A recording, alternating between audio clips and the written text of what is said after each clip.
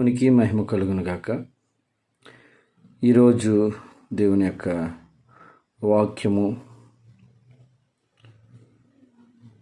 అందమైన దేవుని ఆలయాన్ని నిర్మించడం ఎలా. నిర్గమకాండము 25 అధ్యాయము 8-9 వచనాలు మనము చూసినట్లయితే ఈ విధంగా రాయబడి ఉంది. నేను వారిలో నివసించినట్లు వారు నాకు పరిశుద్ధ స్థలమును నిర్మింపవలెను. నేను నీకు కనుపరచు విధముగా మందిరం యొక్క ఆ రూపమును దాని ఉపకరణలన్నిటి రూపమును నిర్మింపవలెను.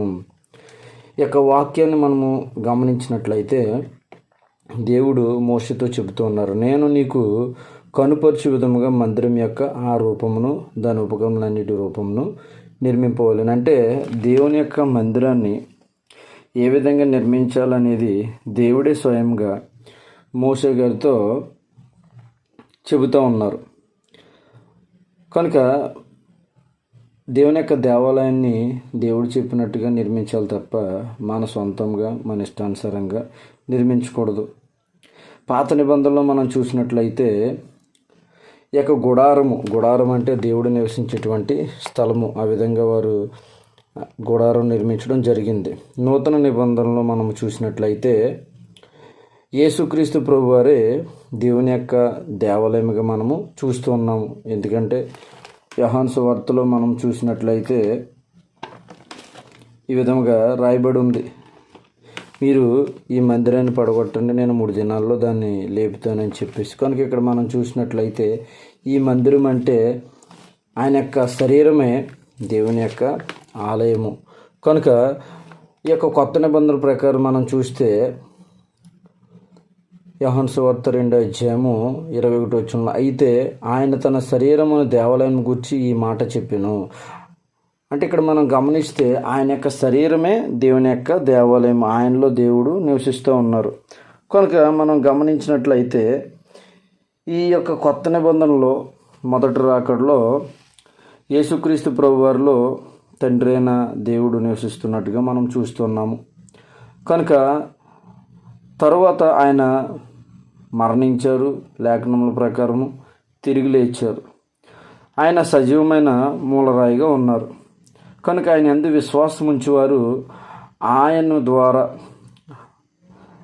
ఈ యొక్క దేవాలయాన్ని నిర్మిస్తారు. కొరింథీయులకు రాసిన పత్రికలో మనం చూసినట్లయితే మీ దేహము దేవుని దేవాలయమని మీరు ఎరుగరా. 3వ అధ్యాయం మనం చూసినట్లయితే 16వ వచనంలో, మీరు దేవుని ఆలయమై ఉన్నారనియు దేవుని ఆత్మ మీలో నివసించున్నాడని మీరు ఎరుగరా. ఎవడైనాను దేవుని ఆలయమును పాడు చేసినట్లా దేవుడు వాన్ని పాడు చేయను. దేవుని ఆలయము పరిశుద్ధమై ఉన్నది, మీరు ఆ ఆలయమై ఉన్నారు. హల్లెలూయా. కనుక మన యొక్క శరీరమే దేవుని దేవాలయం, మన యొక్క హృదయంలో ఆయన నివసించాలని ఆశిస్తున్నారు. కనుక యేసుక్రీస్తు ద్వారా మన యొక్క జీవితాలని నిర్మించుకున్నట్లయితే, ఆయన యొక్క వాక్య ద్వారా మనము మన యొక్క జీవితాలను నిర్మించుకున్నట్లయితే ఈ శరీరం అనే దేవాలయంలో దేవుడు మన జీవితంలో నివసిస్తారు. కనుక ఇది దేవుడు కోరుకున్నటువంటి దేవాలయము. మరి మన నిర్గమకాండంలో మొదటి యొక్క 25:8 వచనంలో మనం చూస్తాము, నేను వారిలో నివసించినట్లు వారు నాకు పరిశుద్ధ స్థలమును నిర్మింపవలను. కనుక మన యొక్క హృదయంలో పరిశుద్ధ స్థలాన్ని దేవుని కోసం మనము నిర్మించుకోవాలి. కనుక ఈ యొక్క నిర్మాణం అనేది యేసుక్రీస్తు ప్రభువారి ద్వారా మనము చేయగలుగుతాం. కనుక ఇదే దేవుడు కోరుకున్నటువంటి ఆలయము. కనుక ఆ విధంగా మనం నిర్మించుకోవాలని దేవుని కృపను బట్టి ఆశిస్తున్నాను. ఆమేన్.